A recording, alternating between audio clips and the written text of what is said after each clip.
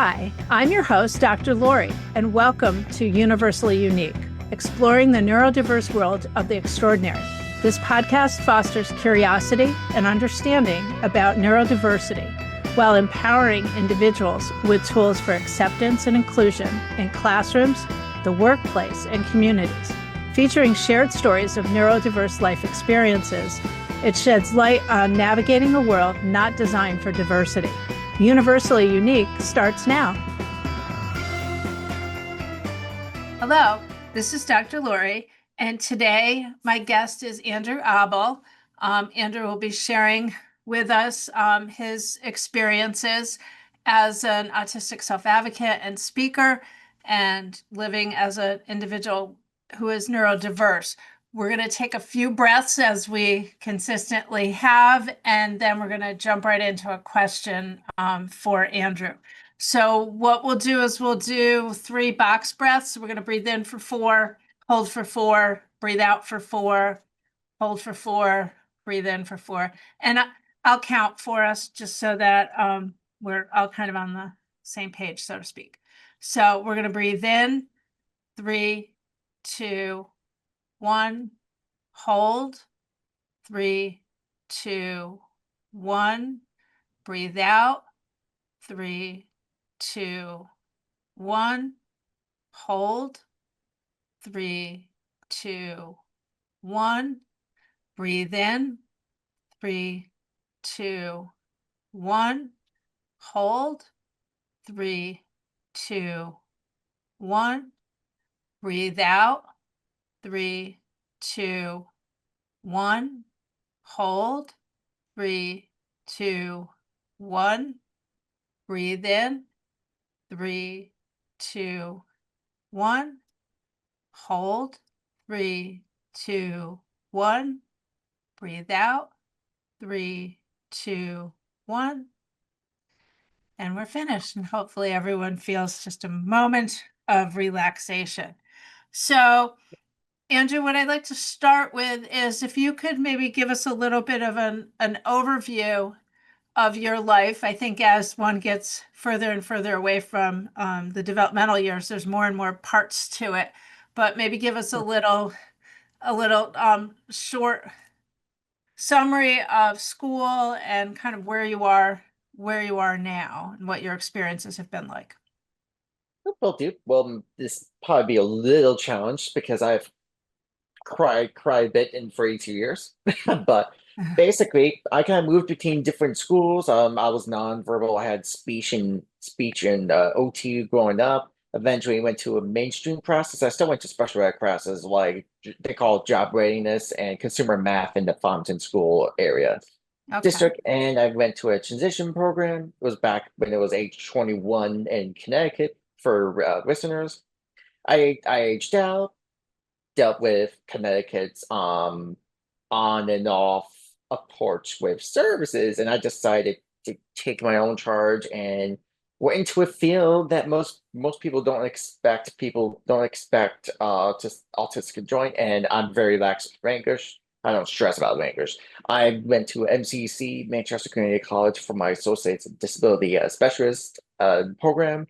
I really got into the disability field. I worked in several places, including a couple schools, Plainville schools, and I currently work at Focus Center for Autism, Fresh Start School.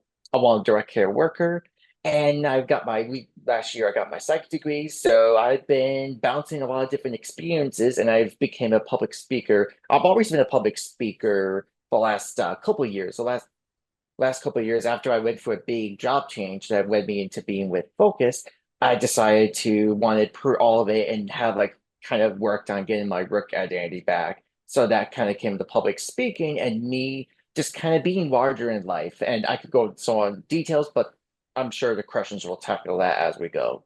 Okay. I think that's not too bad for 42 years on the spot. Yeah, you condensed that quite a bit. Tell me, how old were you when you started to speak? Oh, I want to say maybe 5 to 6. I guess some of my memories of the school, it was kind of vague. I just remember very specific moments. And with anything, and probably because I'm that generation, I'm a Nintendo kid. Like I've always been a gamer. Like I am Yep. not shy on my pages. There, like I'm a type that if it makes a connection to, let's say, if anyone I'm working with, I absolutely would use it.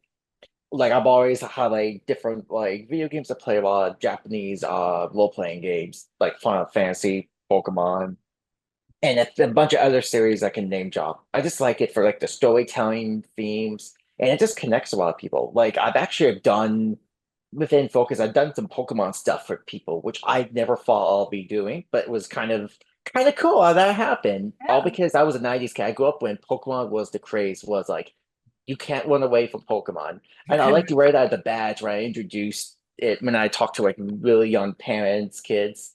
And it just, when it makes sense, of course. Like there wasn't anything Pokemon going on. Like I like to wear that as like a badge of honor. Like I was there in the late '90s playing that. I was there at the But I was beginning. pretty much that. Yeah. I was in that, and I just grew up with a lot of Nintendo games, like Nintendo 64. I was around that time, so I was like, my head was into there. Apparently, I had still have access to all my old records. I have no idea why my dad decided to not pull them out, and I'm also kind of lucky I have those because I'm actually doing. I kind of attempting a new speaking topic on my experiences, my journey in special education. We'll Wow. see if I can get see if I get a conference interested in that. Just kind of like the things that went really well in my perspective as a student, what could be done better without me bashing Connecticut in terms of after special education, like age 22. Yeah. And unfortunately, after age 22, which is now the end of Yeah. school age, many people struggle with getting services, especially autistic individuals who don't need services that for Hmm. people who are intellectually disabled, you're like in that funny place in between, and they've started to have services, but there's not nearly enough. Um, Yeah, without me sounding like I'm completely bashing Connecticut in this podcast, I think this is a nationwide or just more it local is. Yeah. podcast. Without me bashing Connecticut completely, it will take time. Yeah. Like I like one of my original accuracy wasn't just autism. I used to be big in the driver readiness department, and still am. Like if you go on Yep. my website, like I used to work with the next street on their autism projects Okay. before let's just say partnerships didn't work out, wasn't really them, but it's a Yeah. complicated story, and that's why I do a speaking topic on online businesses. No, Yeah, I think because I've that's a dealt great dealt with topic. some unfortunate environments in one of my past jobs, not focused, but it was like one of my past jobs. It didn't work out, but I'm still very friendly towards the next street and anyone else I connected from my driving days. Like I was doing driver talks, and this ended up being this powerful thing, and I probably wouldn't be doing a lot of public speaking if it wasn't for the driving topic. And Yeah, it still good. is. Like I have a database I like to connect to different resources. It's like one of those take time, or I'm a type to kind of go doer, and also I always like to be, like directly working with people. That's always been my actually style. Nothing wrong with the federal, and because there's so much going on. Like I talked to like a reporter yesterday, was talking about all the federal whatever, All the cuts, whatever. all the cuts that Yes, made my heart stop. that and the autism stuff that I'm still scratching my brain. But Yeah. I also kind of mentioned like it's kind of like they intentionally, maybe not intentional. I don't want to not political, but it's like I wonder if it's on purpose just to distract people. Like I don't know. I don't You, know. Just some of the stuff you hear autism is just kind of absurd. I feel like they're doing that on purpose. But I've yeah, I always mean, been, but I yeah, sorry, understand why I'm you over would think talking. that. Yeah. I've been But in the that's field awesome. for a long time. I've seen a lot of really strange things that people have said, very random, very odd things like, oh, if you did this or you did that, or I don't know, you stood in on this spot on this day when the sun was at this height, this is what would happen to you. And if I think mostly it frightens parents. And I'm sure it frightens individuals as well, but maybe potentially even more parents because they think that they did something and we got past the you did something. Oh Uh, yeah, for sure. you I'm know, sorry for interrupting. You could tell me, direct me to let you that's okay. because my That's all school right. has my school I has to want deal with that you a lot. I want you to get to say as much as you want, but But this, I'm sorry.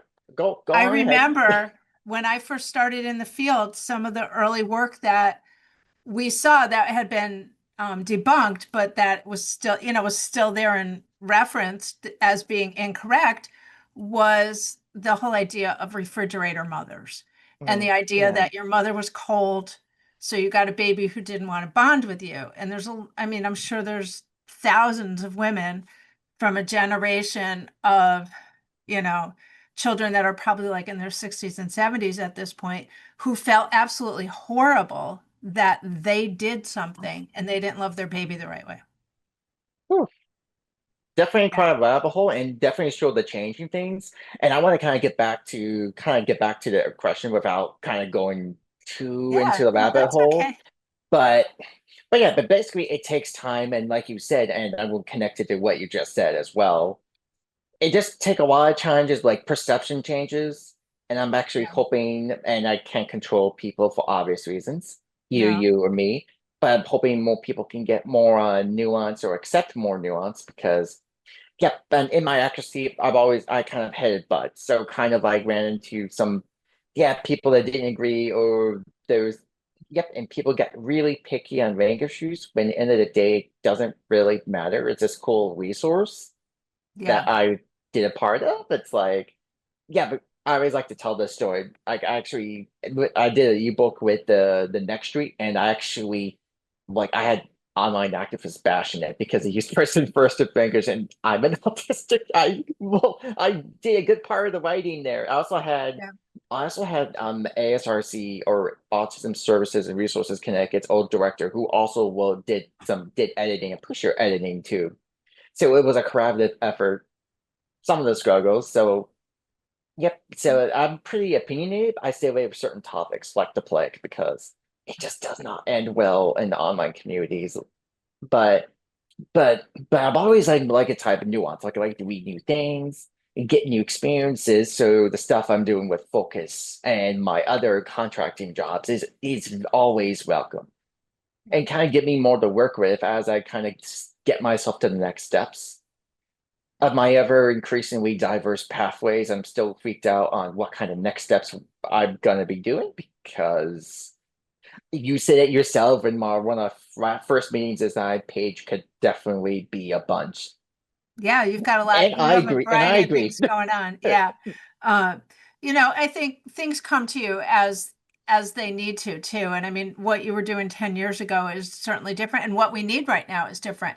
And I've sort of caught in the middle of that person first language and using, language that folks like. And my Mhm, approach to that at this point is you tell me how you want me to refer to mhm, you.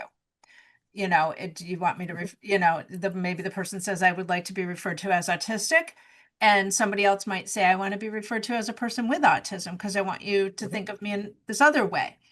And I think that's our best approach, like, mhm. do you want me to call you Andrew? Do you want me to call you Andy? Do you want me to call you Drew? Is to me I'm sorry. in the I had same someone that gives spirit me that nickname. in the same spirit Sorry. of how would you like me to refer to your neurodiversity? Like, I will continue to call you Andrew because I believe that's the way that you like it. But you don't know what people want unless you ask. And I think that if we Mhm, look at people one person at a time, which I think is really what we need to do, then we mhm. then we know what the right thing Yep, is. yep, I So, agree. yeah. So I want you to give me kind of an idea of maybe things that have gone on in your life, maybe some events that have really strongly impacted you and, really finding your way to who you've become at this point. Are there people who have, been really part of your development that you think, oh, that person really helped me a lot in that situation? Or maybe somebody who didn't really help you very much, but kind of pushed you to think about things differently and to be more resourceful of yourself. Ooh, I've seen a lot, and because this is a 30-minute podcast, I'm gonna have to condense this. I guess I can put it down. the people that really helped me a lot. My dad. My dad went through a lot of struggles to raise me and my brother, so that's the easiest, definitely the easiest one I could say. I'm still really thankful for him. And I have a bunch of advocates. I'm always bunch of advocates, both professionals, parents, and self-advocates. I'm always really appreciative of. I could go on all day. Like I have like several I'm really thankful of. Or maybe I don't have to say it because it will take way too long. But I'm like friends with a lot of different organizations. And I could also include Focus Center for Autism, just Yeah, because they helped me out after they kind of took me in. I also went and interviewed for them. I was left after a really bad job situation. I used to run in my page, you could find it as Driving with Autism. I used to run an online program and yeah, it was kind of falling apart. Like the writing was on the wall. yeah, And one of my original bosses or slash advisor, who was part of the Planning Cost Inspection, a financial firm that used to do like autistic work in the financial realm. Before that, Disparate was kind of being pretty abrasive, so I had to make a choice of do I let this program go, which wasn't working. Just it was too niche. Like I can name drop all that, but I'm not here to kind of yeah. bash. No, of course. But I kind of made a choice, and that kind of always changed it. And kind of now just been health because COVID and like seeing the people change around you health wise, and it's like making me always that I've always been told my group home job, like some of the yeah, my group home job tells me I'm a freak of nature, just as some of my eating habits. Oh, see something there. What do Because I have you, such a metabolism and yeah, so I've always been thinking about my health, and especially I just saw my PCP, so that got me thinking how much more fruit because I've never been a fruit eater, and it took me a while to eat spinach, and because of my transition program, I actually started to eat salad. So it's been like a slowly getting there, and then just seeing if it's not too late for me. I mean, I was a big soda drinker, and then I switched that to coffee, which ended up being a better choice, especially seeing my blood work results.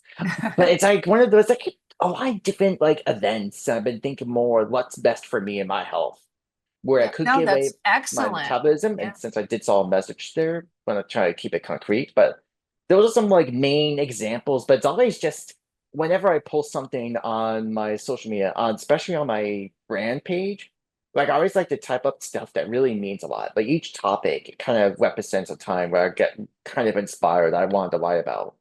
yeah, And because I'm in that line between professional and self-advocate and then lived experience, actually three parts of the line. yeah. It's kind of I always get a lot to think about. And then I've Well, it's always hard like to it's separate. like I mean, you are an autistic individual, so mhm, you can't leave that at the door and go, well, I'm not going to worry about that when I go to work because that's who you are and that you bring that to every situation hmm, that you're in, which I think is to a great advantage to the people who have employed you, that you bring your own personal experiences that you can share with them that hopefully will help them to try to understand some of the other people that they're working with, you know. yeah, for sure. I know And there's helps out. that expression, you know, once you've met one Yep, autistic person, you've Stephen met one Shore, met him, autistic he's a cool person. guy. But in my own personal experience, having met many, many people with autism, there are certainly some similarities, and there are some things that if I learn something from one person, I might see if that might be useful for somebody else. Um, Not because it has to be, because, oh, somebody with autism told me to do that. It could be, oh, that person has similar interests. Maybe they would like this same thing.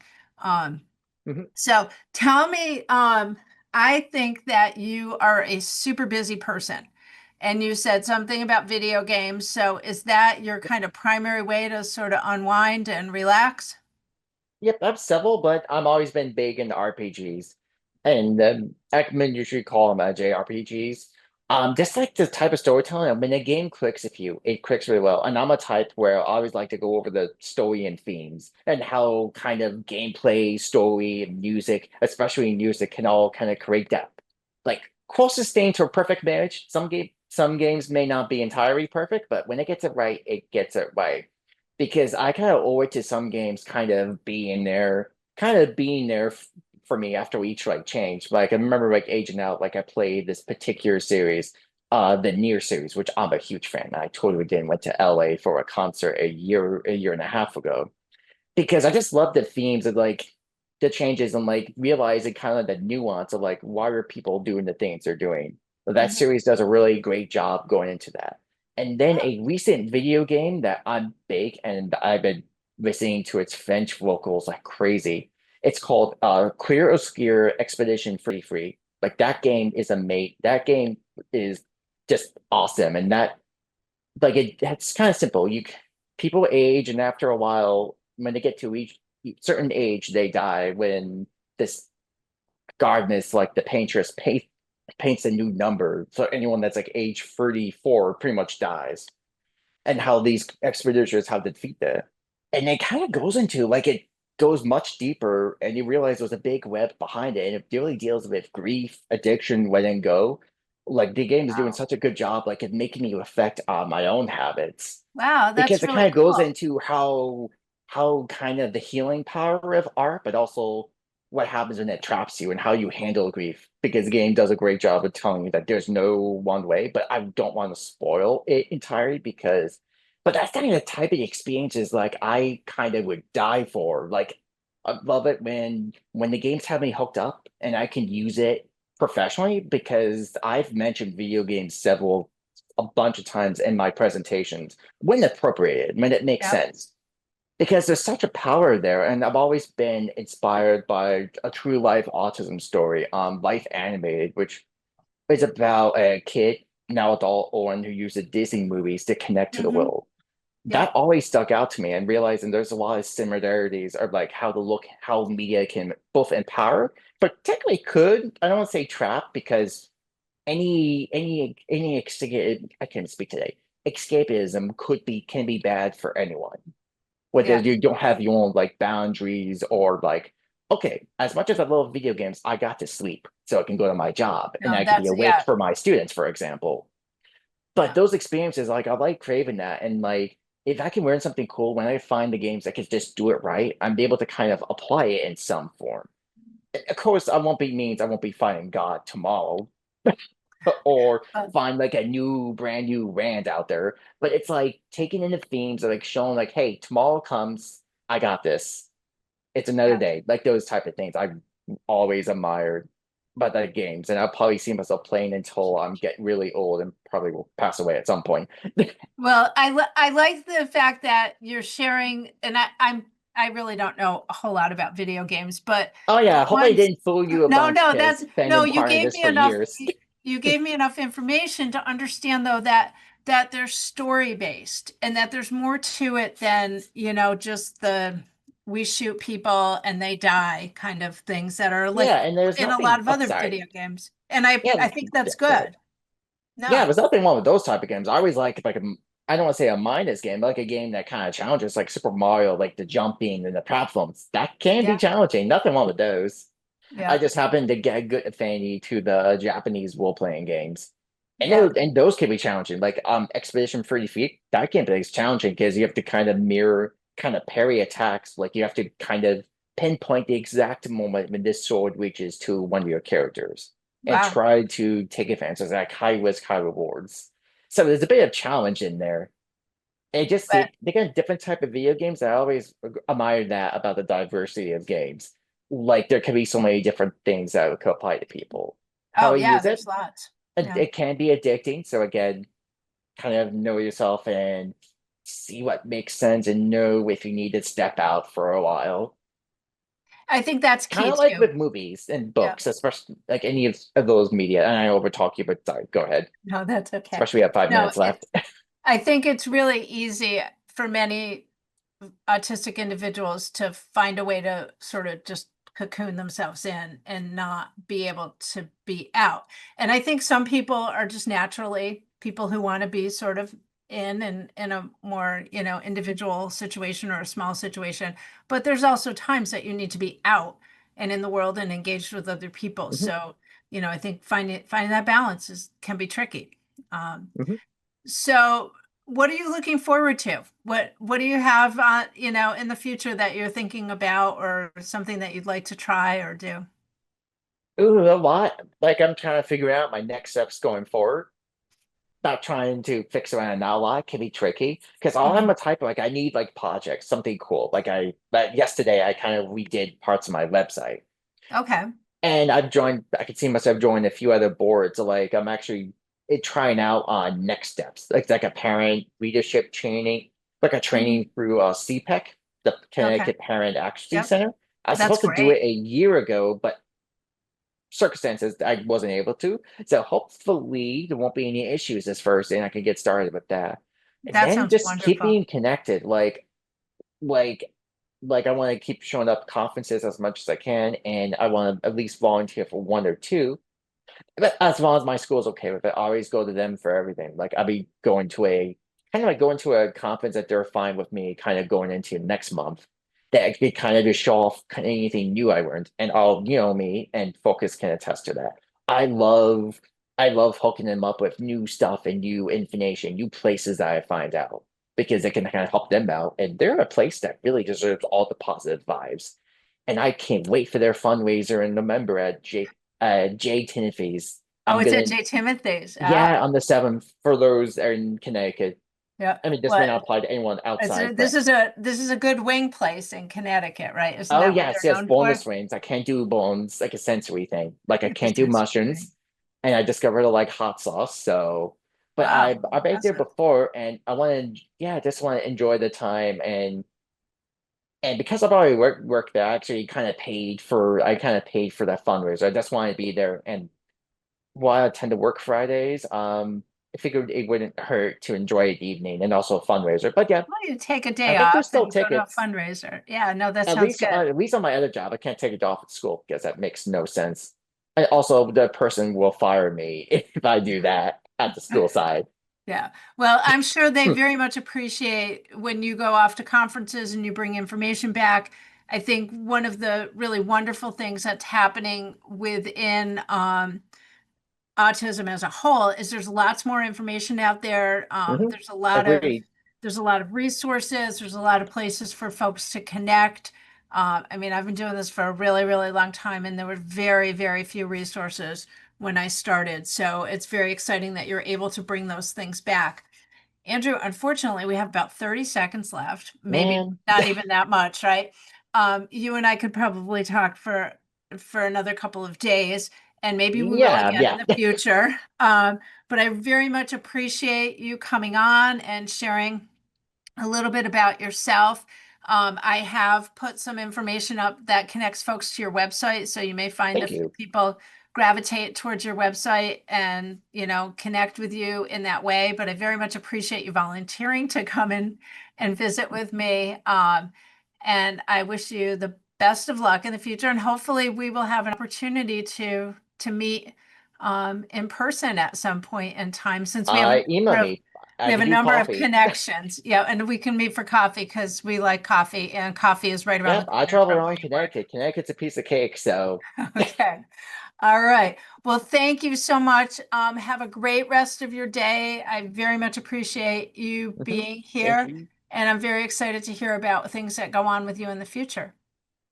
Mhm. Again, thank you for having me on here. And if anything, I have a cute German Shepherd on my page and social media. So if let's say if no one wants to take a look on my other pages, but I do encourage it. I do have a Okay. German Shepherd who is absolutely adorable, and I would do so much for him. Oh, wonderful. Yeah, I would I Sky would the do puppy. anything. I would do pretty much anything for my dogs as well. So I certainly understand that. Thank you for listening to Universally Unique, exploring the neurodiverse world of the extraordinary. Join me, Dr. Lori, on Transformation Talk Radio every second and fourth Monday at 11:30 Pacific Time as we continue to explore navigating a world not designed for diversity. For advocacy and support for individuals with disabilities, let's connect. Learn more about consulting and life coaching at notoholisticconsulting.com.